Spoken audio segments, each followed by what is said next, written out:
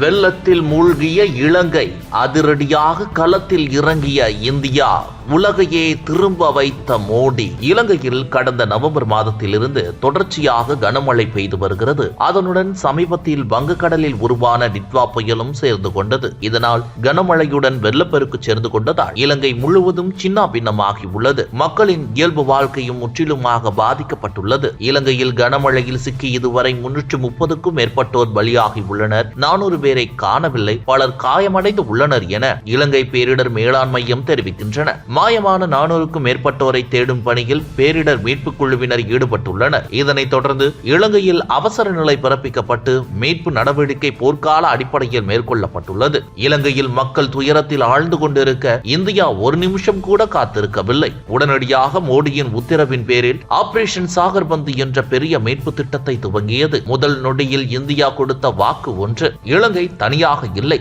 India உடன் நிற்கிறது. அதிவேக மீட்பு நடவடிக்கை தொடங்கியது. இந்தியா சார்பில் ஆபரேஷன் சாகர்பந்து நடவடிக்கை மூலம் INS விக்ராந்த் கப்பல் மற்றும் அந்த கப்பலில் இருந்து புறப்பட்டு சென்ற சேதக் ஹெலிகாப்டர்கள், இந்திய விமானப்படையின் MI-17 ஹெலிகாப்டர்கள் ஆகியவை இலங்கை விமானப்படையுடன் சேர்ந்து மீட்பு பணிகளில் ஈடுபட்டு வருகின்றன.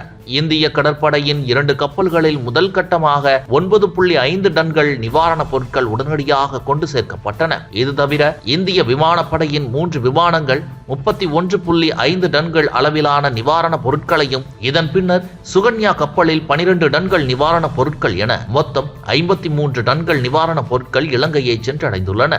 INS விக்ராந்த் கப்பலில் இருந்து புறப்பட்டு சென்ற சேதக் ஹெலிகாப்டர்கள், இந்திய விமானப்படையின் MI-17 ஹெலிகாப்டர்கள் ஆகியவை இலங்கை விமானப்படையுடன் சேர்ந்து மீட்பு பணிகளில் ஈடுபட்டு வருகின்றன. கர்ப்பிணிகள், முதியவர்கள் என பலர் மீட்கப்பட்டு வருகின்றனர். இந்த ஆபரேஷன் சாகர்பந்து நடவடிக்கை மூலம் ஜெர்மனி, ஸ்லோவேனியா, இங்கிலாந்து, தென்னாப்பிரிக்கா, Poland, Ilangai, India, Pakistan, Belarus, Iran, Australia மற்றும் வங்காளதேசம் ஆகிய நாடுகளைச் சேர்ந்தவர்களும் மீட்கப்பட்டுள்ளனர். 1500 இந்தியர்கள் முன்பே மீட்கப்பட்டு விட்டனர். இந்திய விமானப்படையின் 3 விமானங்களும் மற்றும் 3 வர்த்தக விமானங்களும் தொடர்ந்து மீட்பு பணியில் ஈடுபட்டு வருகின்றன. இந்தியாவின் ஆபரேஷன் சாகர்பந்து நடவடிக்கை மூலம் இலங்கையில் இருந்து பாகிஸ்தான் உட்பட 12 நாடுகளை சேர்ந்தவர்கள் மீட்கப்பட்டுள்ளனர். இதுகுறித்து இலங்கை அதிபர் மாளிகை வெளியிட்ட செய்திக்குறிப்பில், மழை வெள்ள பாதிப்புகளில் சிக்கி இலங்கையில் உயிரிழந்தோரின் குடும்பங்களுக்கு அதிபர் அனுரகுமார திசாநாயகவிடம் இந்திய பிரதமர் நரேந்திர மோடி திங்கட்கிழமை இரங்கல் தெரிவித்தார். தொலைபேசி வாயிலாக பேசிய அவர், இந்த கடினமான சூழலில்